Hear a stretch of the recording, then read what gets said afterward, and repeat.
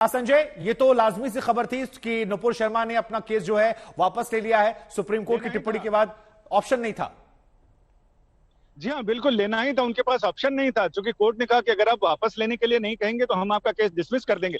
Supreme court से dismiss होने के बाद उनके पास कोई रास्ता नहीं रह जाता था। इसलिए कोर्ट अगर एक रास्ता निकालना चाहता तो कोर्ट कहता है कि या तो हम इसे डिसमिस करें या आप इसे वापस लो। वापस लेने का मतलब है कि नुपुर शर्मा के पास निचली अदालत में जाने का रास्ता खुला हुआ है। अब वो दिल्ली हाई कोर्ट जाएंगे, दिल्ली हाई कोर्ट जाकर वो अपनी अर्जी लगाएंगे और वो ये कहेंगे कि केस ट्रांसफर करा लिए जाए। दिल्ली हाई कोर्ट का ऑर्डर इसमें क्या आता है ये देखने वाली बात होगी। सुप्रीम कोर्ट पहले भी कई लोगों को कह चुका है। जिस समय महाराष्ट्र में का विवाद सुप्रीम कोर्ट आया तो कोर्ट का पहला सवाल ये था कि आप आर्टिकल 32 के तहत सीधा सुप्रीम कोर्ट क्यों आए हैं। हाई कोर्ट को भी ये मामला सुनने का अधिकार है, उनके पास भी उतने ही अधिकार हैं जो हमारे पास हैं, वो भी वैसे ही सुनवाई करेगी। कानून उनके पास भी वही है जो हमारे पास है, तो आप क्यों आए। वैसा ही सवाल इनके पास भी था कि आप सीधा यहाँ क्यों आई हैं। और दिल्ली पुलिस पर भी टिप्पणी की, उन्होंने कहा कि आपके इस बयान के बाद जो हिंसा भड़की और सब कुछ हुआ उसमें कई लोग गिरफ्तार हुए लेकिन पुलिस ने आपको छुआ तक नहीं है। यानी ये एक तरह से दिल्ली पुलिस के ऊपर भी टिप्पणियां हैं। हो सकता है दिल्ली पुलिस इसके बाद हरकत में आ जाए। बिल्कुल, और इस चीज का जिक्र भी हम लगातार कर रहे थे कि शायद हरकत में आ जाए, उनके विवेक पर छोड़ दिया है कि आगे आपको क्या कदम उठाना है। लेकिन अमिताभ जी हमारे साथ जुड़ रहे हैं जो वरिष्ठ वकील हैं सुप्रीम कोर्ट के। अमिताभ जी, ये तमाम टिप्पणियां आपने सुनी सुप्रीम कोर्ट की, जो तल्ख टिप्पणियां थी, हालांकि ऑर्डर अभी तक नहीं आया है, लेकिन इन टिप्पणियों को सुनते हुए एक वरिष्ठ वकील होने के नाते आप क्या कंक्लूजन निकाल रहे हैं? क्योंकि ऐसा लग रहा है कि नुपुर शर्मा से लेकर पॉलिटिशियन और सभी को स्पष्ट संदेश है।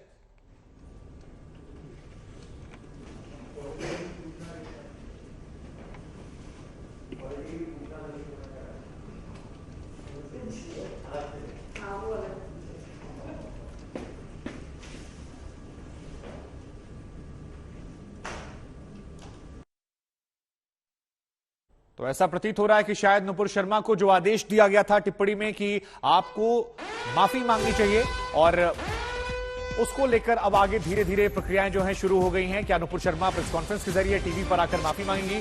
ये तमाम बातें निकलकर सामने आ रही हैं। लेकिन सुप्रीम कोर्ट ने हाई कोर्ट जाने के निर्देश दिए हैं। ये बड़ी खबर इस वक्त हम आपको बता दें, अर्जी जो है वो वापस ले ली है और अब नुपुर शर्मा दिल्ली हाई कोर्ट जाएंगी, वहां पर एक बार फिर से अर्जी डालेंगी और उस अर्जी में रिक्वेस्ट करेंगी कि उनके सारे केसेस को एक साथ कर दिया जाए। अमिताभ जी हमारे साथ हैं। अमिताभ जी, सवाल मैंने आपसे पूछा था, आप जवाब दीजिए अपने एक्सपीरियंस और सुप्रीम कोर्ट में अपनी समझ को लेकर इन टिप्पणियों के मायने क्या हैं?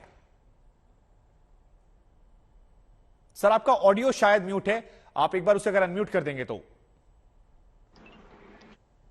अब ठीक है? जी जी सर, बात पूरी कीजिए। हाँ, मैंने बहुत जिम्मेदारी से अपनी बात करने की शुरुआत की थी, लेकिन शायद इस टेक्निकल ग्लिच में वो नहीं आ पाया। मैं कह रहा हूँ कि अभी जो टिप्पणियां होती है सुप्रीम कोर्ट की, वर्बल ओरल जो चीजें होती हैं वो कई बार ऑर्डर में नहीं आती, तो इसीलिए वो ऑर्डर को एक बार तो देखना जरूरी होता है। ऐसा मैं एक लॉयर के नाते बोलना चाह रहा हूँ। लेकिन जो टिप्पणी है वो भी बहुत अहम होती है और इसमें मुझे एक दो चीजें स्पष्ट नहीं हुई।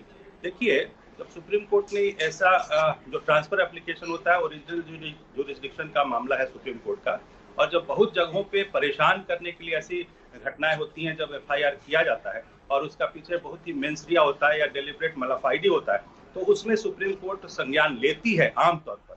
लेकिन मुझे ऐसा लगता है कि देश में सहिष्णुता जो है बहुसंख्यक संप्रदाय का, यानी कि हिंदुओं का, उस सहिष्णुता की जो है, मुझे लगता है कि इसका एक साइड इफेक्ट है कि हर यहाँ तक कि जुडिशियरी भी उस दबाव में आती हुई दिख रही है। मैं एक बहुत जिम्मेदारी से कहना चाह रहा हूँ कि यहाँ पर जो एफआईआर हुए हैं उसी के परिप्रेक्ष्य में, जैसे राइट टू सेल्फ डिफेंस होता है, जब मैंने नुपुर शर्मा के उस पूरे बयान को देखा था और सुना भी था,